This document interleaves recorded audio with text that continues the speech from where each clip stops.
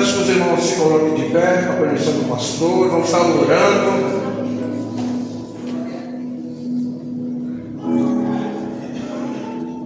Glória a Deus. Aleluia, Senhor. Deus poderoso, Deus santo, Deus fiel, Deus de Israel, Deus forte, Senhor. Nesse momento, Senhor, abrimos nosso coração, nosso entendimento. Abra, Senhor, nossa mente para a Tua palavra, Deus. Que a Tua palavra possa penetrar profundamente na nossa mente, no nosso coração e aí permanecer, Senhor Jesus. Porque a Tua palavra renova, transforma, muda corações e mentes, vidas, Senhor, e circunstâncias. Abençoa Teu Filho agora, Teu servo, que irá trazer a Tua santa palavra. Amém, Senhor.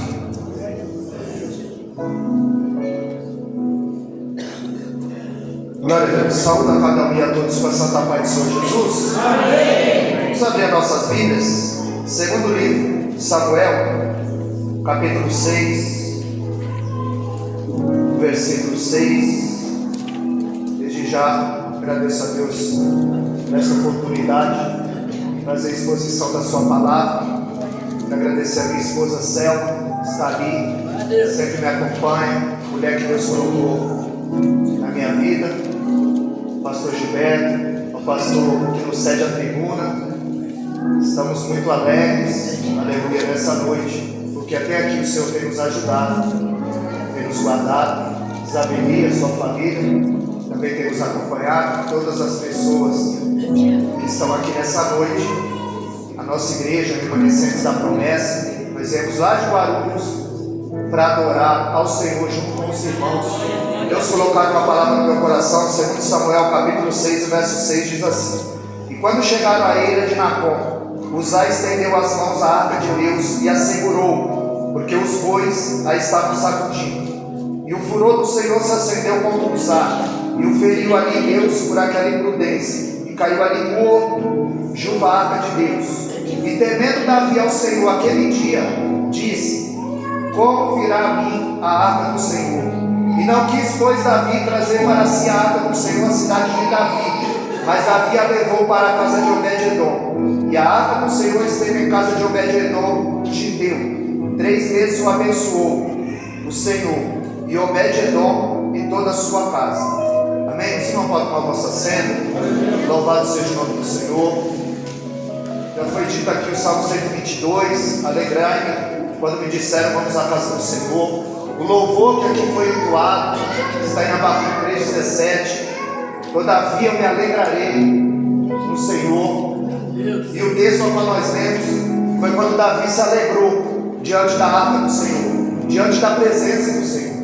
E quando eu cheguei aqui, eu vi o Tiago, até perguntei o nome do irmão, e ele foi a confirmação da mensagem, porque ele adorava o Senhor aqui na frente, ele se entregava, e o Espírito Santo dizia para mim: olha, filho, como eu encho ele na minha presença, olha como ele se alegra na minha presença, olha como ele dá valor à minha presença. E quando nós olhamos para esse texto, quando Davi traz a arca, a Bíblia diz que Davi ele bailava e saltava na presença da arca, que simbolizava a presença de Deus. Nós sabemos que Davi ele era o homem segundo o coração de Deus. O texto diz lá em Atos capítulo 13, verso 22: Achei a Davi, homem segundo o meu coração, que executará toda a minha vontade. Foi uma escolha de Deus. No Salmo 89, verso 20, Deus disse: achei a Davi, e com meu santo óleo vou ungir. Foi a escolha de Deus.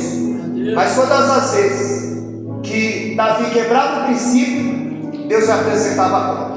E era escolhido de Deus, mas Deus não passa a mão na cabeça de seu ninguém. Nós vemos que Davi, ele fez muita coisa para o Senhor, mas toda vez que ele ultrapassava a linha tênue, uma linha fina entre a paciência e a misericórdia de Deus, Deus lhe apresentava a conta. Porque o pecado é assim, irmão, é como um cartão de crédito. Ele tem dia para chegar. A fatura tem dia para chegar. E quando nós vemos que Davi, Deus ele não passa a mão na cabeça de ninguém, nem mesmo Davi, com o seu santo óleo ele ungiu, Ele o escolheu, o chamou, o vocacionou, o treinou, o capacitou. Mas ele nos mostra que Davi é alguém que mata o gigante e dorme com a vizinha. E todo pecado ele vai levar algo em troca. No caso de Davi, levou seu filho. Porque Deus ele não compactua. Toda vez que Davi quebrava o princípio, Deus lhe apresentava a culpa. Porque nós servimos um Deus que é um Deus de princípio. Um Deus que exige do seu povo obediência. Um Deus que exige do seu povo adoração. E sobretudo obediência. O Velho Testamento nos apresenta um Deus que se agradava de sacrifício. No Novo Testamento, Jesus nos mostra um Pai, não Deus, um Pai que se agrada de obediência. Quando nós vemos que Davi, ele comete um adultério e em seguida um homicídio. Por isso que o Salmo 42, o verso 7, a Bíblia diz que um abismo chama outro abismo. Não foi suficiente ele adulterar com aquela mulher e ainda pôs o seu marido na guerra para morrer. Então ele comete um adultério e um assassinato. E Deus lhe apresenta a conta. Usa o profeta Natan e diz: a espada jamais sairá da tua casa. Porque ele quebrou um princípio. Quando nós vemos em 1 Crônicas, capítulo 21, a Bíblia diz que Satanás citou Davi a enumerar o povo. E Deus não se agradou. E Deus faz 3 propostas para ele. Deus ele diz: Davi, você quer 3 anos de fome? Você quer 3 meses de fuga dos teus inimigos? Ou você quer 3 dias cair na minha mão? E Davi diz: caia eu na mão do Senhor e não na mão dos homens, porque muitos são as suas misericórdias. O escritor aos Hebreus, capítulo 10, verso 31, diz que coisa horrenda, coisa horrível é cair na mão do Deus vivo. A Bíblia diz que Deus ele viu uma praga entre o povo, e naquele dia morrem 70.000 homens, por causa da quebra dos princípios. Porque nós servimos um Deus de princípio. Mas assim que Davi ele começa a reinar, ele deseja trazer a arca para Jerusalém. Só que ele estava fazendo a coisa certa da maneira errada. Porque ele tem um Deus de princípio. Nosso Deus é um Deus de princípio. Nós não podemos fazer do nosso jeito. Porque de boa intenção o inferno está cheio. Deus gosta de obediente.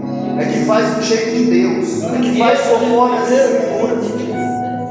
E nós vemos que Davi ele quer trazer a arca, mas do jeito errado.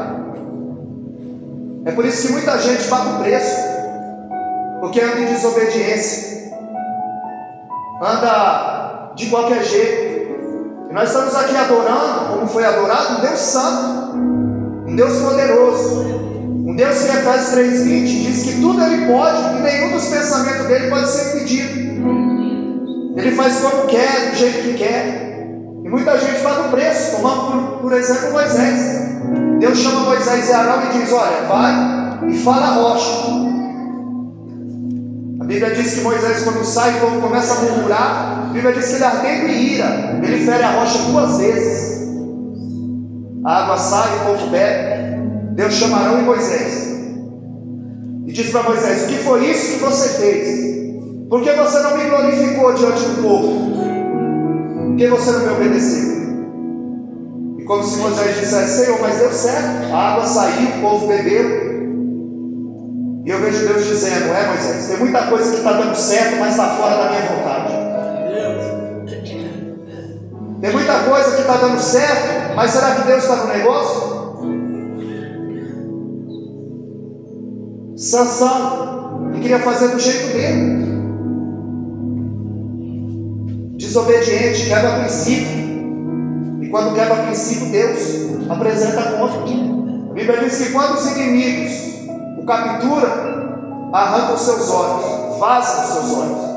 Era isso que eles faziam. É daí que vem a expressão: vai custar os olhos da cara. Quando você vê algo caro, você fala: vai custar os olhos da cara. É porque os inimigos, quando capturavam, vazavam os olhos. Porque Sansão quebrava princípio, brincava com o pecado. Ele dizia: eu, um homem cheio do Espírito Santo, uma mulher dessa vai me derrubar. Por isso que 2 Timóteo 2,22 a Bíblia diz: foge dos desejos da tua mocidade. Por isso 1 Coríntios 6,18 ele diz: fugir da prostituição. Tiago vai dizer que nós somos atraídos pela nossa concupiscência, pelo desejo da nossa carne, pela nossa fraqueza. Sansão briga com o pecado, e o Espírito Santo foi retirado dele. Isso se chama somatizar. Quando a sua alma manifesta no físico uma doença. Ou seja, o mundo espiritual só revelou, o físico só revelou o que estava acontecendo no mundo espiritual. Sansão estava sendo espiritualmente. E quando os inimigos o capturam, vaza os seus olhos. De herói a palhaço. Agora ele vai fazer o trabalho de um jumento, porque ele quebrava princípios. Saul, no tempo que ele foi rei, ele nunca se preocupou em trazer a arca, a presença de Deus para dentro de Israel.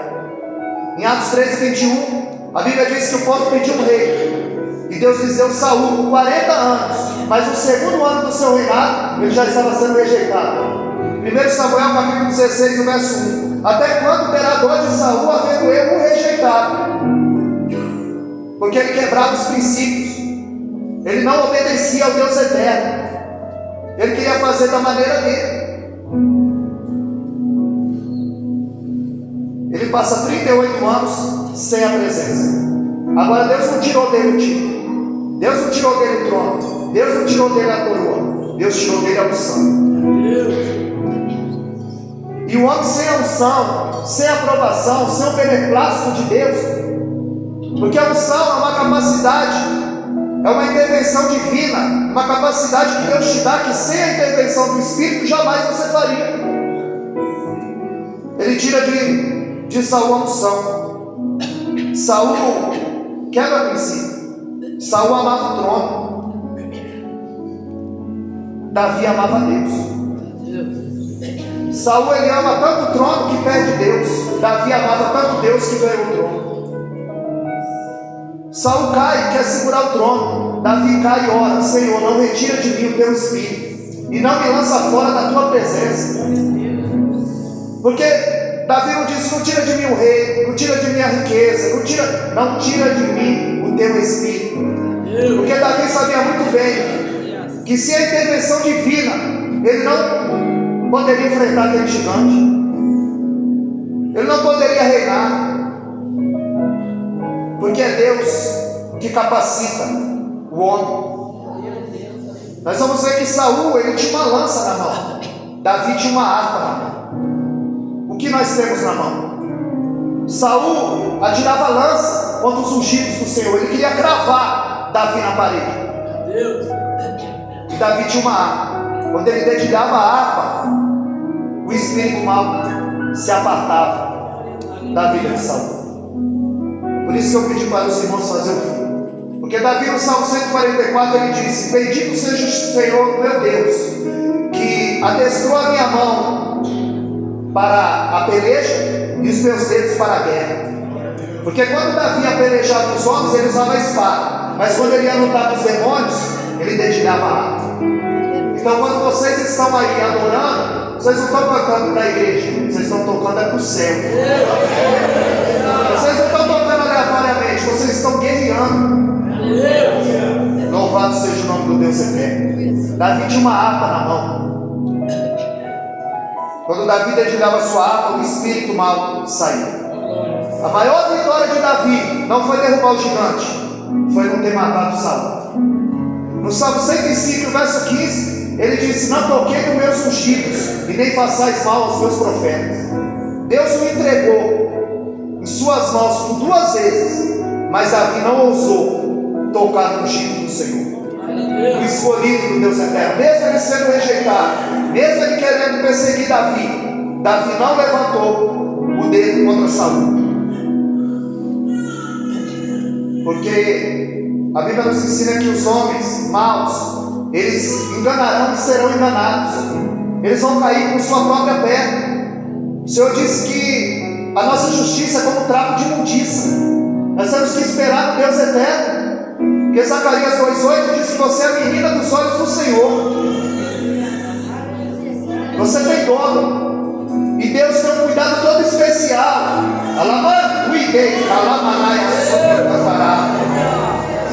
O Senhor tem um cuidado todo especial com cada um aqui nessa noite, meu amado. Um Deus zeloso. Um Deus que Tito 2,14 diz que é um povo zeloso, de boa obra. É esse que Ele vem buscar. Um povo que não quebra princípio. Um povo que anda debaixo de obediência. Porque a palavra pecado significa acidente. O pecado tem que ser acidente na vida do crente. Não pode ser nada premeditado, senão você quebra princípios. Davi sabia muito bem que Saul era um homem desorientado, um homem perdido, desamparado por Deus. Saul perdeu o trono, perdeu a coroa, perdeu o amigo Samuel, perdeu o respeito dos filhos, perdeu a admiração dos soldados. E quando Davi entra em cena, aí ele perde o bom senso, ele perde a batalha e ele perde a vida. Porque o espírito de Saul, o espírito da inveja. Porque o problema é quando a gente cresce. O problema é quando a gente cresce. Quando Davi estava apacentando as ovelhas, ele não tinha problema com ninguém. Mas quando Deus disse: não nos assentaremos à mesa enquanto ele não chegar. Samuel está na casa de Jessé. E quando Samuel se depara com Eliabe, ele diz: certamente eu estou diante do ungido do Senhor. Porque hoje é a aparência, é a casca, é o verniz. E Deus disse: não é esse, Samuel. Você olha para a aparência, eu sou do coração, eu sei o que está dentro. Então, se Deus não intervém, Samuel ungia a pessoa errada. Aí passa Eliabe, Abinadab, Samar, Osém, Filipe, Natanael, Radai. Ele disse: acabou? Não, ainda tem um menor. Que balança é essa? Todo mundo tem nome, só Davi é o menor? Pois é esse que Deus escolheu. Aquele que ninguém dá nada. É esse que Deus levanta. Aquele que não tem nome, aquele que não tem valor para a sociedade, os desvalidos. É para esse que o Senhor está olhando nessa noite. Louvado seja o nome do Senhor. E o texto ressalta, dá um realce profundo, denota que quando Davi chega, Deus diz: Samuel, levanta, porque o rei chegou. Porque ninguém recebe o rei sentado. Ele estava lá no campo dedicando a arca. Prepara-se uma mesa na presença. Samuel estava dizendo: ninguém vai se assentar à mesa enquanto ele não chegar. Davi nunca tinha se assentado com os irmãos à mesa. Porque quando o primogênito, na cultura, tudo é para o primogênito. Se ele está em casa, pode servir o almoço. Naquele dia, Deus ungiu Davi no meio de todos. Salmo 89, 20 diz: o meu santo óleo eu ungi. Porque é Deus que chama, capacita, vocaciona, treina. Nós vamos ver que Saul, ele se perdeu no transcorrer da sua caminhada. Ele vai terminar os seus dias dentro da casa de uma necromante, uma feiticeira, querendo falar com Samuel do espiritismo. Samuel já era morto, ele queria que invocasse o espírito de Samuel. E nós sabemos muito bem que Hebreus 9, 27, a Bíblia diz que a todo homem está determinado uma vida só, vindo depois disso o juízo. Você segue o julgamento. Os que estão aqui não podem passar para lá, e os que estão lá não podem passar para cá. Há um abismo. Deus não se agradava da necromancia, a arte de consultar os mortos. Saul acaba tirando a sua própria vida, porque ele viveu quebrando princípios. E no tempo que foi rei, nunca se preocupou em trazer a arca, a presença. Davi não temeu diante do urso, Davi não temeu diante do leão, Davi não temeu diante de Golias, Davi não temeu diante de Saul. O texto que nós lemos nos diz que Davi temeu, foi diante da presença do Senhor, foi diante da arca do Senhor. Porque o urso preparou Davi para o leão, o leão o preparou para Golias, Golias o preparou para Saul, e Saul preparou Davi para o trono. Porque ele disse: se você conhece alguém que sabe tocar e toca bem, nota que não é de qualquer jeito, é por isso que você se sai. O Salmo 33, o verso 3, tocar e tocar bem, não é de qualquer jeito. Porque senão vai se cumprir a palavra que os filhos das trevas são mais prudentes que os filhos da luz. Eles se dedicam mais, eles saem mais, eles fazem melhor. Você tem que dar o seu melhor para o Senhor. Eclesiastes 9:10. Tudo quanto vier a tua mão para fazer, faz conforme a tua força. Faz de coração. Porque Gálatas 1:10, o apóstolo Paulo disse que se eu estivesse agradando aos homens, eu não estaria agradando a Deus. Faça para agradar a Deus. Você lava o banheiro, não é para o homem, é para Deus. Passa o pano na cadeira, vá, é para o Senhor. E o Senhor não deve nada a São ninguém. Ele não dispensa ninguém de mão vazia. Provérbios 1:7, a Bíblia diz: o princípio da sabedoria é o temor de Deus.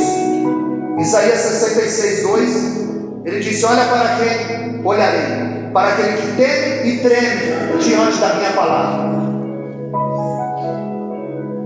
Nós vemos em Êxodo capítulo 3, o verso 7.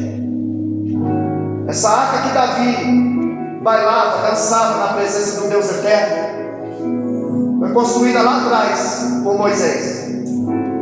Em Êxodo 3:7, Deus aparece a Moisés na sarça e vai dizer: eu vi a aflição do meu povo. Deus que vê. Salmo 33:14, da sua morada ele contempla todos os moradores da terra. Bíblia diz em Provérbios 15:3 que os seus olhos estão em todos os lugares, contemplando os bons e os maus.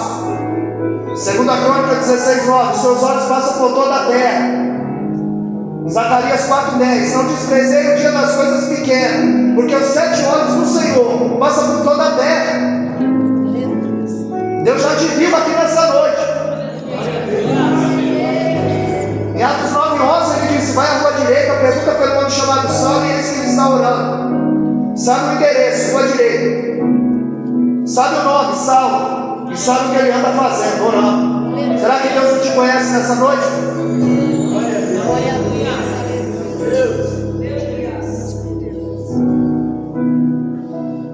Será que Deus não nos conhece nessa noite? Ele disse: eu vi a aflição do meu povo. Ele disse: eu ouvi o clamor do meu povo. E a palavra clamar vem de reclamar, de reivindicar. É quando eu oro respaldado na palavra. Senhor, está escrito aqui, e eu sou teu filho, eu sou teu servo. Isaías vai nos dizer que os seus olhos não estão agravados. Isaías 59. Os seus ouvidos não estão agravados e nem estão tampados, para que ele não possa nos ouvir. Mas os vossos pecados, as vossas iniquidades, a quebra de princípio, faz separação entre vós e o vosso Deus, e cobre o nosso rosto para que ele não vos ouça. Temos um Deus de princípio. Nós temos um Deus que diz: eu vi a aflição do povo, ouvi o clamor do povo e desci para livrá-los. Porque quantos livramentos o Senhor tem nos dado? E os que nós não sabemos, os que nós sabemos, agradecemos, mas devemos agradecer pelos que nós não vimos. Já agradecer pela luta, já agradecer pela prova, porque ela vem, é inevitável. E ele diz: olha, tem um homem aí em Êxodo 31, o nome dele é Bezaliel, filho de Uri, da tribo de Judá. E um dos grandes segredos para se entender melhor a Bíblia são os nomes, cidades, de pessoas. Bezaliel, aquele que anda na sombra de Deus. Senhor, mas aqui tem 2. Mas o que eu quero é filho de Uri, filho da luz. Mas aqui tem 2. Mas o que eu quero é da tribo de Judá, é da tribo do louvor, não é da tribo dos murmuradores. Porque lá no deserto tinha muito murmurador. Por isso eles andaram 40 anos sem sair do lugar. Toda vez que você murmura, você impede a bênção de chegar. Nós devemos ser mais agradecidos ao Senhor.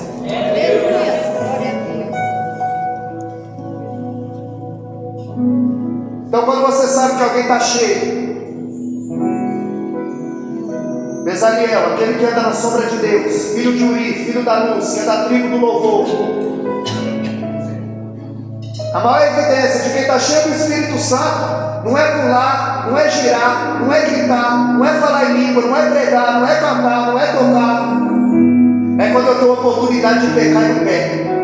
É quando eu posso mentir e não minto. É quando eu posso adulterar e não adultero. É quando eu posso passar alguém para trás e não passo. Porque eu estou cheio do Espírito Santo. Porque eu não quero princípio. Porque eu sirvo a um Deus de princípios. E Deus vai dizer: eu vou habitar numa arca. E ela vai ficar dentro do tabernáculo. Dentro dela vai dar as pedras da lei. É por isso que chama a Arca da Aliança, porque as pedras da lei eram a aliança que Deus fez com o povo. E os irmãos conhecem a Bíblia e sabem muito bem que para Deus tirar o povo do Egito, Ele enviou as 10 pragas. O problema de Deus não foi tirar o povo do Egito. O problema de Deus foi tirar o Egito de dentro do povo. Para tirar o povo do Egito, Ele enviou as 10 pragas, mas para tirar o Egito de dentro do povo, Ele enviou os 10 mandamentos. Ele enviou a sua palavra. Porque é só a palavra que arranca o Egito de dentro do homem. É só a palavra que arranca o desejo da carne do homem. É a palavra que purifica, santifica. Efésios 5:26, purificando com lavagem pela palavra. João 17:17, santifica-os na palavra, a tua palavra é a verdade. A palavra santifica. Salmo 119, 105, lâmpada para os meus pés, a tua palavra e luz para o meu caminho. A palavra de Deus ilumina, nos dá uma direção. Dentro da arca tinha o maná, que significava a provisão de Deus. Jesus em João 6,48, ele disse: eu sou o pão que desceu do céu. Os vossos pais comeram maná no deserto e morreram, mas aquele que comer da minha carne e beber do meu sangue viverá eternamente. A vara de Arão floresceu. Colocaram 12, porque Datã, Abirão e Corá se rebelaram. Disseram: ué, só vocês, Deus só fala através de vocês. E mandou colocar uma vara de cada tribo. Aquela que Deus que florescesse foi que Deus escolheu. E a Bíblia diz que no outro dia a vara que floresceu foi a vara de Arão. Porque aquele que Deus escolheu, irmão, a vara vai florescer, vai sobressair. Isso nos fala das escolhas de Deus. Em João 15,16, ele disse: não foi vós que escolheste a mim, mas eu que escolhi a vós, para que vades e deis fruto e vosso fruto permaneça, a fim de tudo quanto pedis ao Pai crendo, receba. Ele vai dizer em Atos 9,15: vai que deixa para mim faz escolhido, eu que escolho, eu que chamo, vocaciono, treino, capacito. Filipenses 1,6, aquele que começou em vós a boa obra é fiel para aperfeiçoar. Salmo 100, verso 3, sabei que Ele é Deus, foi Ele, não nós, que nos escolheu para ser povo seu e retorne para o seu passo. Você não está aqui porque você quer, foi o Espírito Santo que te trouxe, que te convenceu do pecado, do juízo e da justiça, conforme João 16:8. Do juízo, porque o príncipe desse mundo já está julgado. Louvado seja o nome do Deus eterno.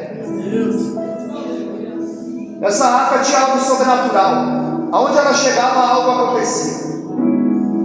Moisés carregou essa arca. Os sacerdotes, os levitas carregaram essa arca. Quando eles precisavam atravessar o Jordão, a arca ia no ombro do sacerdote. Quando Josué depara, quando os sacerdotes pisaram no Jordão, o Jordão se abriu. E o Jordão se abriu 3 vezes. Se abriu com Josué, se abriu com Elias e se abriu com Eliseu. E Jesus foi batizado no Jordão. Ali não foi o Jordão que abriu. Quando Jesus chegou ali, o que abriu foi o céu. A Bíblia diz que o Espírito desceu, o céu se abriu, o Espírito desceu e o Pai falou. Quando o homem é aprovado por Deus, o céu abre, o Espírito desce e o Pai fala. Essa arca, eles rodearam as muralhas de Jericó com essa arca nos ombros. E na 7ª volta, eles deram, no 7º dia, eles trocaram a trombeta e o muro caiu. Porque marchar é comigo, derrubar a muralha é com ele. Marchar é comigo, abrir o mar é com ele.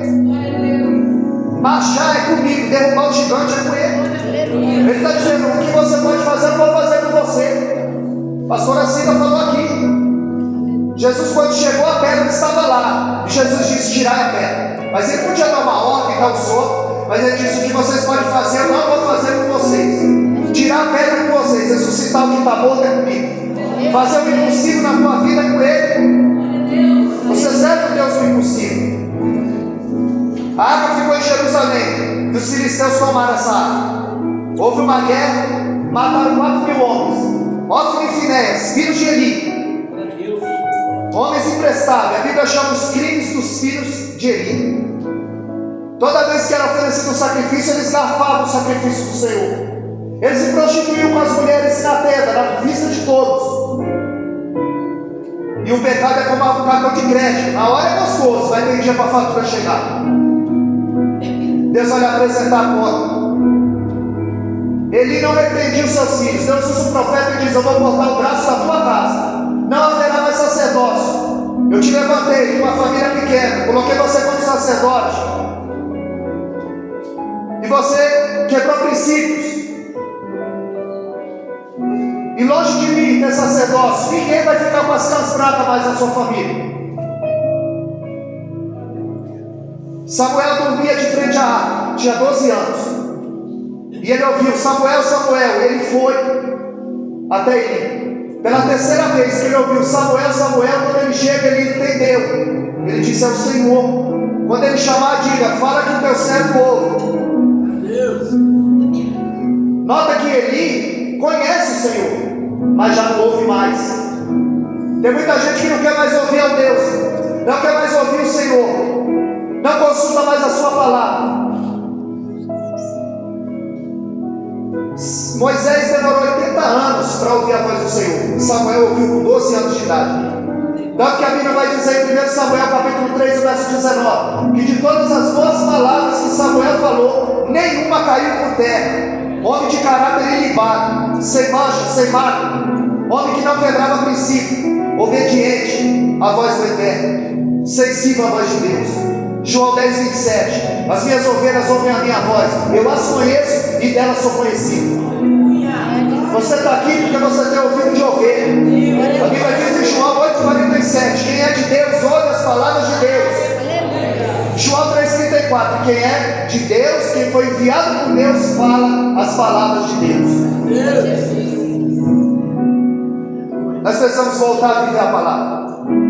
Nós precisamos voltar a praticar a palavra. Morre 4.000 homens, Ófine e Finéias estão na guerra e eles voltam. A Bíblia diz em 1 Samuel 3,1 que a palavra era escassa e a visão não era frequente. Aí eu lembro de Lucas capítulo 3, verso 2. Anás e Caifás eram sumo sacerdote, e veio a palavra de Deus a João no deserto. O que a palavra está fazendo no deserto? É quando a liderança não tem compromisso com a palavra. É quando a liderança não se debruça com a palavra. Livro do profeta Oséias capítulo 4, verso 9. Como é o sacerdote, assim é o povo. Se o pastor gosta da palavra, a igreja gosta da palavra. Se o pastor gosta da oração, a igreja gosta da oração. Se o pastor gosta da unção, a igreja gosta da unção. Porque como é um sacerdote, assim é o povo. E no tempo de Eli a palavra era escassa e a visão não era contínua. Ófine e Finéias, eles vão voltar para buscar a arca. Porque onde a arca de Deus estava, algo sobrenatural acontecia. Só que eles encaravam a arca como um amuleto. Porque as pessoas só procuram Deus, irmão, quando se machucam. Deus não é band-aid. Só recorre a Deus quando o médico diz: não tem mais jeito. Filho pródigo só caiu em si quando o estômago estava vazio, a mesa estava vazia, o bolso estava vazio e a alma estava vazia. Porque ele espera chegar ao ponto de comer bolota de porco, porque é isso que o mundo lá fora tem que oferecer.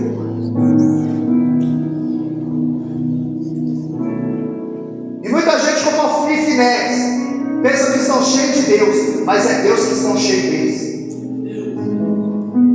É Deus que o cálice já transbordou. Eles voltam para pegar a água. E a Bíblia diz que morreram 4.000. Quando eles pegaram a água e voltaram, aí morreu 30.000. E eles tomaram a água. a presença. E morreram, Ofni e Finéias morreram, porque Deus apresentou a conta. O mensageiro foge, chega correndo, ele está como? Gordo, 98 anos, gordo, cego, sentado numa cadeira. Quando ele recebe a notícia, ele cai da cadeira, quebra o pescoço e morre.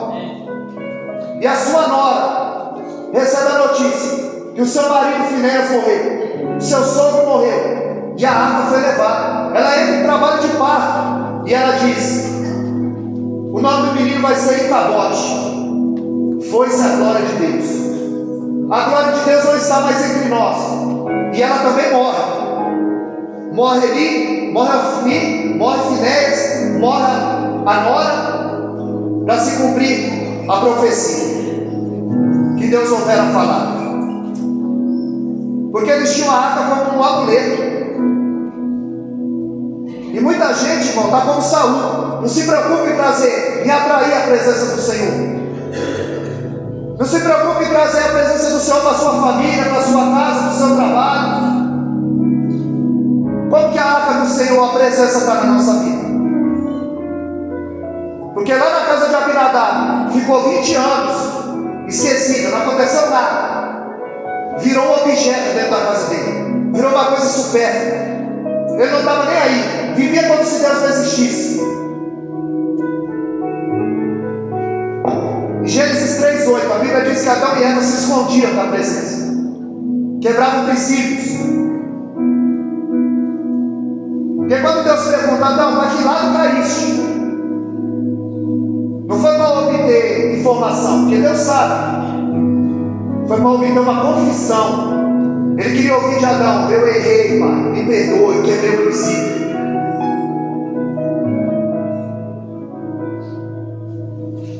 Por isso que ninguém gosta de trabalhar, porque é castigo. Trabalhar é castigo. Ele falou: agora tu vai comer do suor do teu osso. A gente gosta de receber. Acordar cedo, ônibus lotado, chefe no pé, é castigo. 5:12 de Romanos. A Bíblia diz que pelo homem entrou a morte, e a morte passou a todos os homens, e todos morreram, todos pecaram e destituídos estão da glória de Deus. O portador do pecado é o homem. Quando a mulher comeu, não aconteceu nada, mas quando o homem comeu, o pecado entrou. É por isso que Gênesis 3:23 diz que eles perderam a presença. Em Jonas 1:3 ele fugia da presença. Em Apocalipse 3:20 a igreja de Laodiceia estava sem a presença. Em Marcos capítulo 5, em Gadara, quando os demônios entraram nos corpos, eles não queriam a presença. Eles disseram: vou embora. Vai embora. Em Abacuque 3:6, a Bíblia diz que Deus ele parou e mediu a terra. Porventura, quando vier, 18:8 de Lucas, achará fé na terra? Como está a presença de Deus na nossa vida?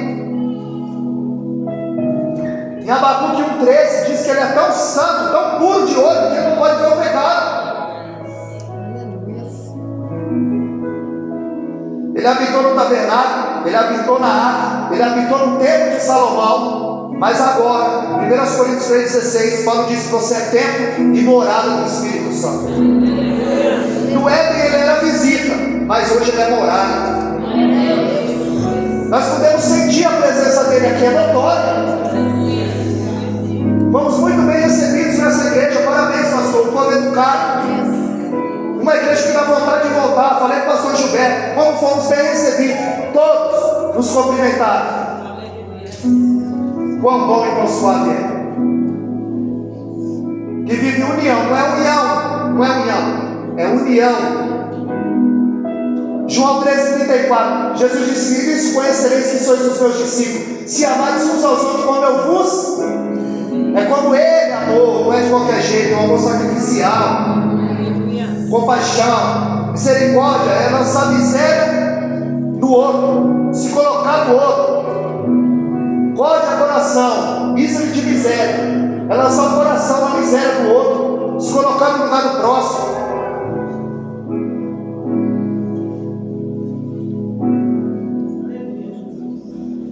Lá ele era visita, hoje ele é morada. Mateus 28:20 ele disse: estarei convosco até a consumação do século. E João 14:18 ele disse: eu não vos deixarei órfãos, eu garanto a minha presença. E João 14:23, ele disse: se alguém me amar e guardar a minha palavra, eu e o Pai viremos para ele e nele faremos morada.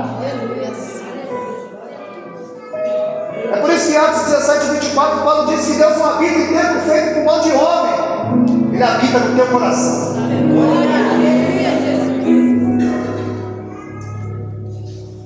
Certa feita os fariseus perguntaram: quando vier o teu reino, virá com aparência exterior? Jesus disse: não, o reino está entre vós, o reino está dentro de vós. Você precisa chegar lá para viver o céu. Você vive o céu aqui, jejuando, orando, adorando, como foi feito aqui, lendo Bíblia, vivendo em união. Se tivermos comunhão uns com os outros, o sangue de Jesus nos purifica de todo pecado.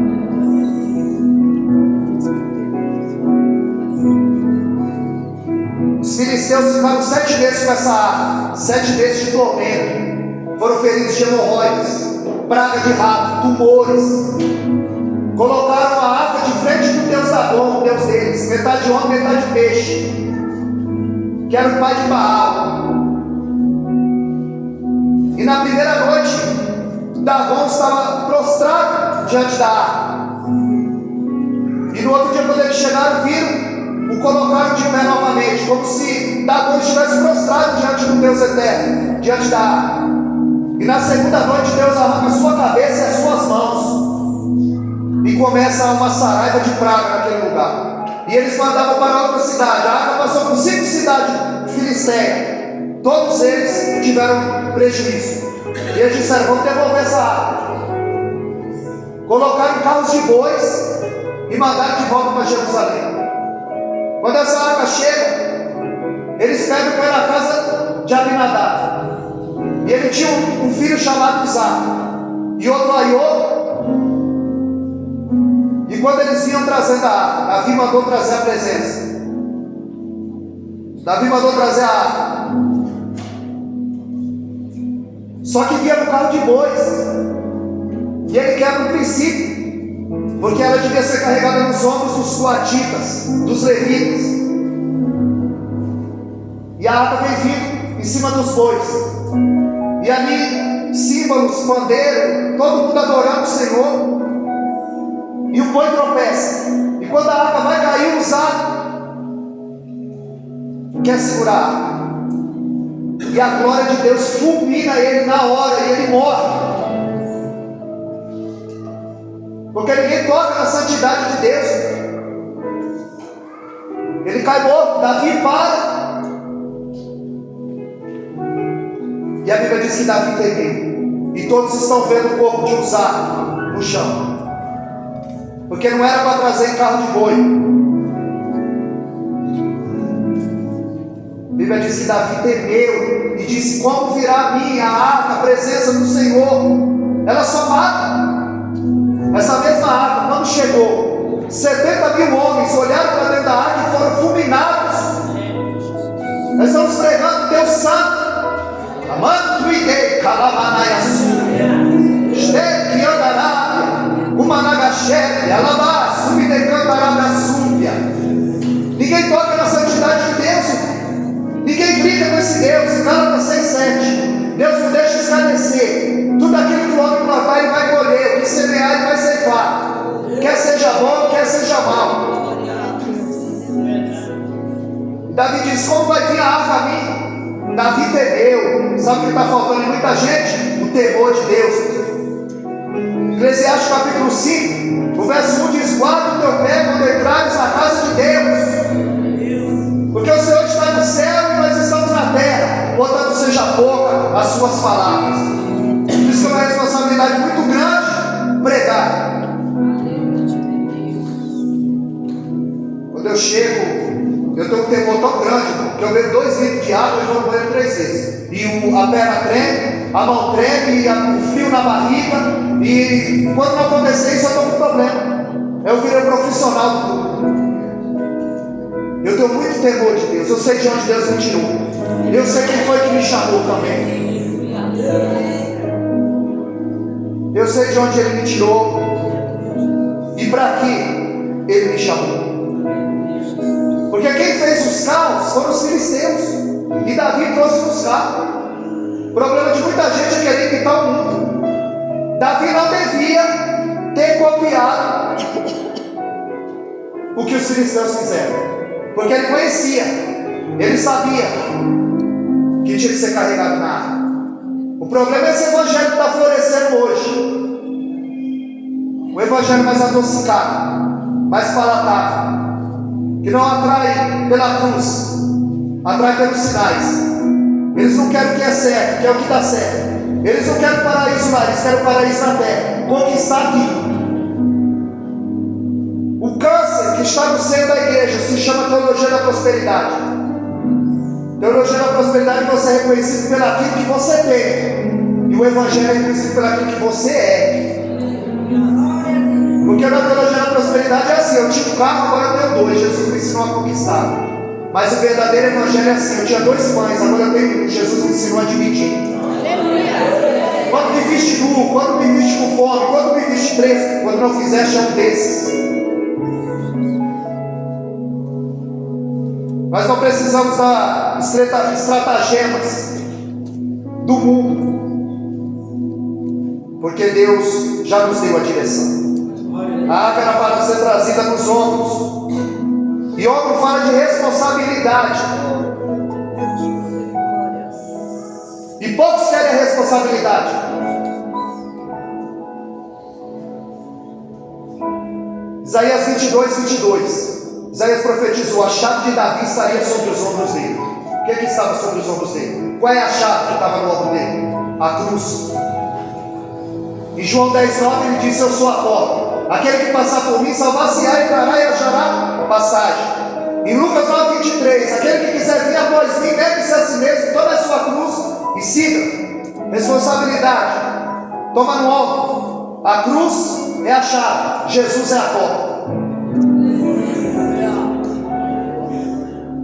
A arca ficou 20 anos na casa de Abinadab, não queria responsabilidade. Você sabe que é o filho de Judá ou não? A Bíblia diz que quando ele entrava a mulher, ele jogava a semente na terra. Quando ele coabitava com ela, a conhecia no sentido bíblico, ele lançava a semente na terra. Ele tinha prazer com ela, mas não tinha responsabilidade. Assim tem muita gente com a igreja do Senhor, a noiva do Deus eterno, só quer oferir lucro, não tem responsabilidade com a igreja, com as almas. Ou não coabitava com ela e jogava a semente na terra, tinha prazer com ela, mas não tinha responsabilidade. Muita gente não quer responsabilidade do ministério, do serviço, trabalhar para o Senhor.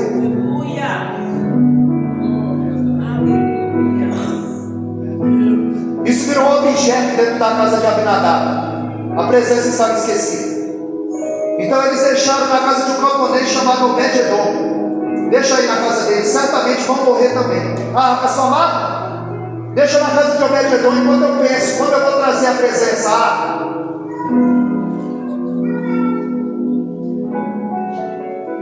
Em 3 meses. Deus não precisa de muito tempo, irmão, para fazer na tua vida. É só você crer. Marta disse: se tu estivesse aqui, meu irmão não teria morrido. Ele disse: agora eu estou, se você crer. Agora eu estou, se você crer.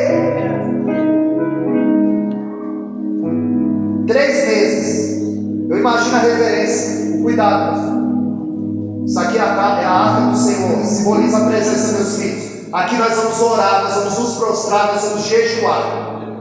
Porque é o jejum que abre a porta do mundo espiritual, viu?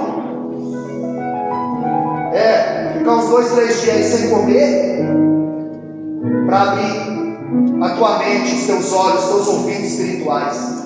É isso que move o mundo espiritual. É jejum e oração. Porque jejum sem oração é dieta. E só jejua quem tem fome de Deus, quem quer mais de Deus. Porque o jejum não muda Deus, jejum muda você, jejum muda mim. Davi, ele jejua 7 dias para Deus salvar o filho dele. Deus mudou? Porque o jejum não muda Deus. O pecado levou o filho de Davi.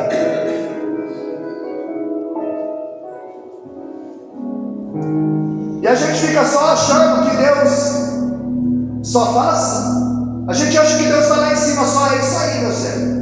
E muitas vezes nós estamos esperando a resposta de Deus e a resposta é não. Mas a gente só sabe ouvir o sim. E a gente fica jogando tudo para o adversário. Mas quem foi que mandou o dilúvio? Quem foi que destruiu Sodoma e Gomorra? Quem foi que matou Ananias e Safira?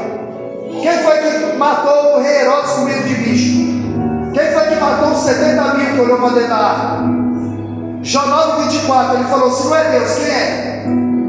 Jó 9:24, se não é ele, quem é? Lutero dizia que Satanás é um cachorro na coleira de Deus. Ele não vai um milímetro a mais que Deus não permitiu. Deuteronômio 32:39, ele disse: veja que eu sou e fora de mim não há outro, eu firme e eu mato, eu sábio e eu faço viver, eu sou o Senhor, faço todas essas coisas. Tem um Deus no controle, é o teu Deus. Isaías 45:7, eu formo a luz e crio as trevas, eu faço a paz e crio o mal, eu sou o Senhor e faço todas essas coisas. É Ele que faz o mal, é Ele que cria o mal. Jeremias 45:4, eu planto, eu edifico, e eu derrubo, e eu arranco, porque Ele está no controle.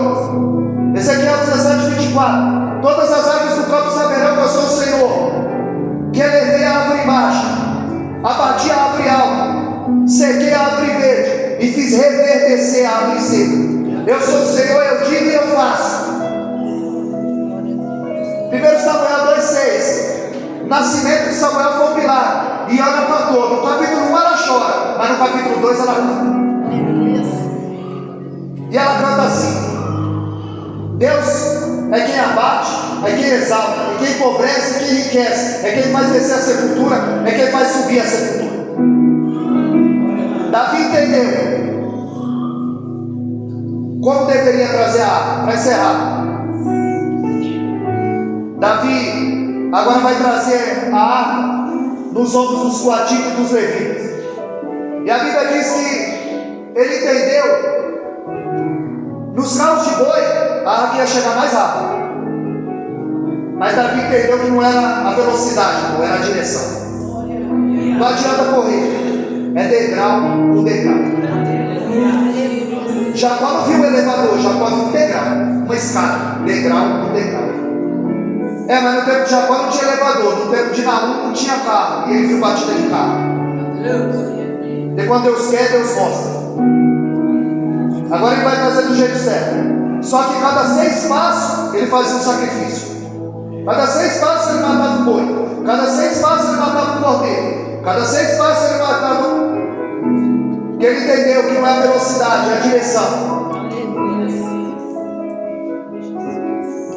Deus tem direção para nós aqui nessa noite. Deus está dando direção para pessoas aqui nessa noite. Decisões que precisam tomar. A nuvem mexia, o povo se mexia. E a estrela, em 2:9 de Mateus, a estrela guiava os magos. A estrela ia adiante. Quando a nuvem se mexia, o povo se movia. Quando a estrela se movia, os magos se moviam. Sabe o que é isso? Você não dá um passo sem o sinal do céu. Você não dá um passo sem a direção do céu. Deus vai dar direção. Demorou 6 meses para Davi percorrer 16 quilômetros, porque cada 6 passos que ele entendeu não é velocidade, é direção. A Bíblia diz que ele começou a dançar e a pular. A glória de Deus desceu de tal maneira que eles começaram a pular, a dançar. Davi se despede das suas vestes, entra no meio do povão, começa a pular e a dançar. Porque Davi entendeu que na presença do rei, na presença da arca, na presença de Deus não tem rei, na presença de Deus não tem soberbo, na presença de Deus, irmão, tem que ser humilde. E Mical na janela ficou murmurando, dizendo: olha, como qualquer ele se despiu. E a Bíblia diz que ela nunca gerou, ficou estéril, porque jogou pedra no ministério frutífero. E Davi diz: antes de Deus escolher seu pai, ele escolheu a mim. Não joga pedra no ministério de ninguém. Vê se Davi ousou falar de Saul. Porque Davi sabia muito bem que quebrar princípio, Deus apresenta a conta. Davi aprendeu que Deus, na presença de Deus não tem rei. Ele é rei lá no palácio, aqui ele é servo. Ele é doutor lá no consultório dele, aqui ele é servo. Aqui ele é ovelha. Aqui todo mundo é nivelado por baixo. Deus não está nem aí com o teu diploma. Deus está nem aí com o teu diploma. Paulo em Gálatas 6,17, Paulo em Gálatas 6,17, ele diz: eu trago no corpo as marcas de Cristo. Deus não está nem aí, irmão, para diploma. Porque o diploma fala para onde você quer ir. Agora as marcas diz de onde você está vindo. Quando Jesus aparece ressurreto, ele mostra o diploma de ressurreição? Não, ele mostra as marcas. Nós precisamos ter as marcas de Cristo. Nós precisamos ter a marca de Cristo. Nós precisamos ser marcados por essa palavra. Muita gente marca a Bíblia, mas a Bíblia não os marca. Nós precisamos ser marcados por essa palavra. Que nós venhamos servir esse Deus sem quebrar princípios. Que Deus possa nos abençoar de uma forma especial. João 6,37: todo aquele que vier aqui de maneira nenhuma lançarei fora. Ninguém vai sair daqui de mão vazia. O Senhor tem direção para a tua vida. O Senhor tem resposta para a tua pergunta. A Senhor agradece a oportunidade e as palavras de agradecimento.